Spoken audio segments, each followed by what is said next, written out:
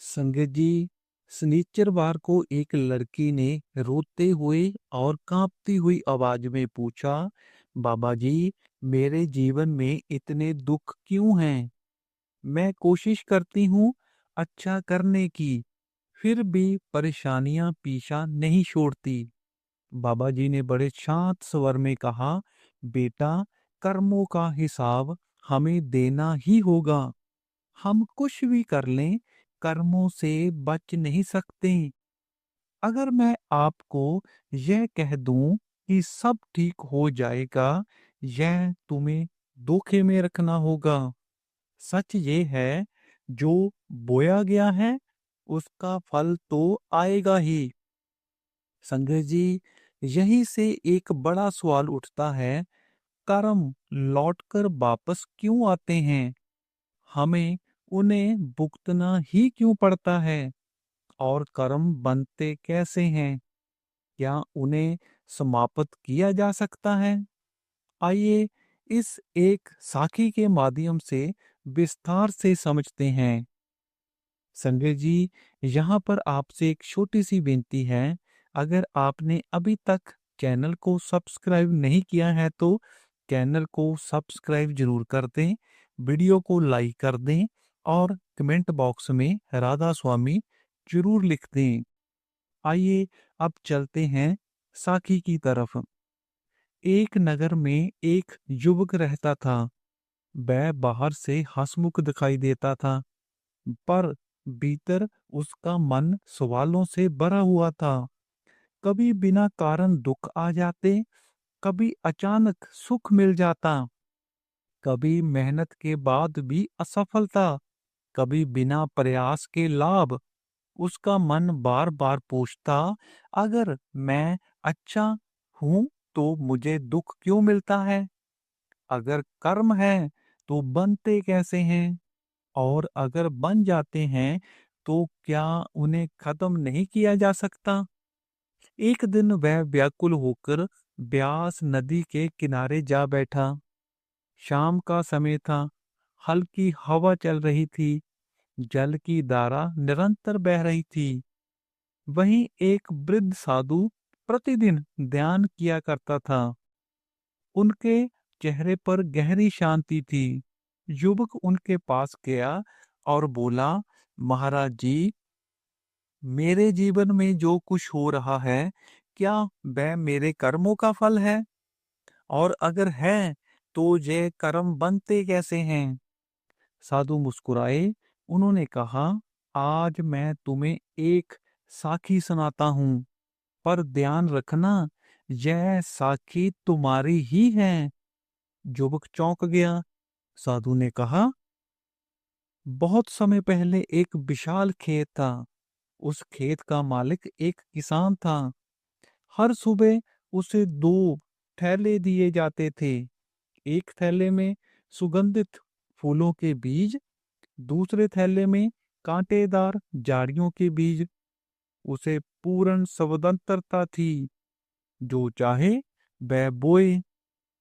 शुरू शुरू में वह सावधान रहा, सोच समझकर फूल बोता, पर धीरे धीरे वह लापरवाह हो गया।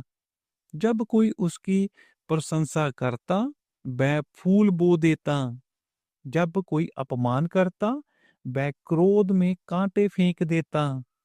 जब मन में प्रेम आता, अच्छे बीज गिरा देता।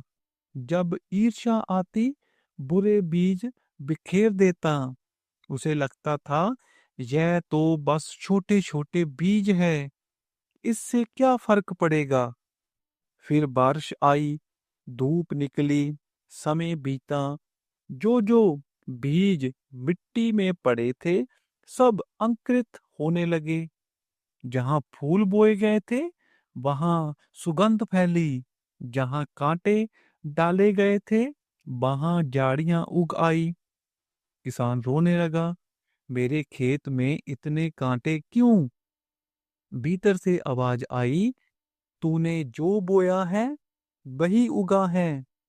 साधु ने युवक से पूछा, दोष किसका था? युवक बोला, उसका अपना, उसने ही बोया था। साधु बोले, बस यही कर्म का नियम है। हर विचार एक बीज है, हर शब्द एक बीज है, हर कर्म एक बीज है। जब तुम मन से किसी के लिए बुरा सोचते हो, बीज गिरता है। जब तुम झूठ बोलते हो, बीज गिरता है। जब तुम किसी की सहायता करते हो, तब भी बीज गिरता है। प्रकृति के पास असीम धैर्य है। वह तुरंत फल नहीं देती, वह इंतजार करती है। और जब समय पूरा होता है, बीज अंकुरित हो जाता है। युवक ने पूछा, कर्मों को भुगतना क्यों जरूरी है? साधु बोले, मान लो किसान कांटे बोकर भूल गया, क्या मिट्टी भूल जाएगी? नहीं। अगर वह कहे, मैंने मजाक में बोए थे, क्या प्रकृति मजाक समझेगी? नहीं। इसलिए कर्मों का फल भुगतना पड़ता है। यह सजा नहीं, संतुलन है। यह दंड नहीं, शिक्षा है। अगर कांटे चुभेंगे नहीं, तो अगली बार सावधानी कैसे आएगी? साधु ने आगे कहा, उस किसान के पास एक अदृश्य किताब भी थी। जब भी वह बीज बोता, उसमें लिख जाता। वह भूल जाता, पर किताब नहीं भूलती। समय आने पर हिसाब सामने आ जाता। युवक अब गंभीर हो चुका था। साधु बोले, कर्म तीन प्रकार के होते हैं। कुछ बीज पहले से मिट्टी में दबे हैं, वे उगेंगे ही। कुछ बीज अभी तुम्हारे साथ में हैं, उन्हें मत बोओ। कुछ बीज तुम रोज नए डाल रहे हो, उन्हें बदल दो। युवक ने पूछा, कैसे बदलूं? साधु बोले, जब क्रोध आए, धैर्य बो दो। जब ईर्ष्या आए, शुभ कामनाएं बो दो। जब लोभ आए, संतोष बो दो। जब सेवा का असर मिले, उसे टालो मत। जब नाम सिमरन का समय मिले, उसे व्यर्थ मत जाने दो। ये ऐसा है जैसे खेत में आग लगा दी जाए। पुरानी सूखी झाड़ियां धीरे धीरे राख बन जाती हैं। नई झाड़ियां उगने से पहले ही समाप्त हो जाती हैं। उस दिन के बाद युवक बदल गया। जब दुख आया, उसने कहा, यह किसी पुराने बीज का फल है। जब सुख आया, उसने कहा, यह भी बीज का परिणाम है। पर मैं हंकार नहीं करूंगा। धीरे धीरे उसके भीतर शांति उतरने लगी। अब वह हर विचार बोने से पहले सोचता, मैं फूल बो रहा हूं जहां कांटा। साल बीत गए, उसका जीवन पूरी तरह नहीं बदला, पर उसका दृष्टिकोण बदल गया। और वही असली मुक्ति थी। साधु ने अंत में कहा, वह किसान कोई और नहीं, तुम ही हो। यह खेत तुम्हारा जीवन है। यह बीज तुम्हारे विचार और कर्म है। और वह किताब तुम्हारा चित्त है। युवक की आंखों से आंसू बह निकले। उसे समझ आ गया, कर्म बोझ नहीं, वह नियम है। उन्हें भुगतना अन्याय नहीं, संतुलन है। संगत जी, हम सब उसी किसान की तरह हैं। हर सुबह हमें दो थैले मिलते हैं, एक प्रेम का, एक दोष का। चुनाव हमारा है, फसल भी हमारी है, परिमाण भी हमें ही स्वीकार करना है। अगर आज से सहज हो जाएं, तो आने वाला कल सुगंधित हो सकता है।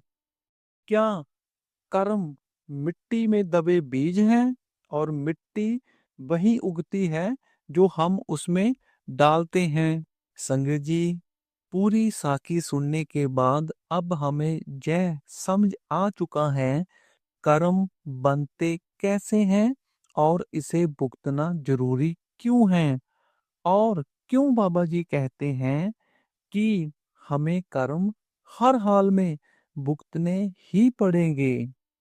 संजय जी, आज की वीडियो में बस इतना ही। अगर आपको ये वीडियो अच्छी लगी तो आप इस चैनल को सब्सक्राइब जरूर कर दें, वीडियो को लाइक कर दें और कमेंट बॉक्स में राधा स्वामी जरूर लिख दें। राधा स्वामी जी।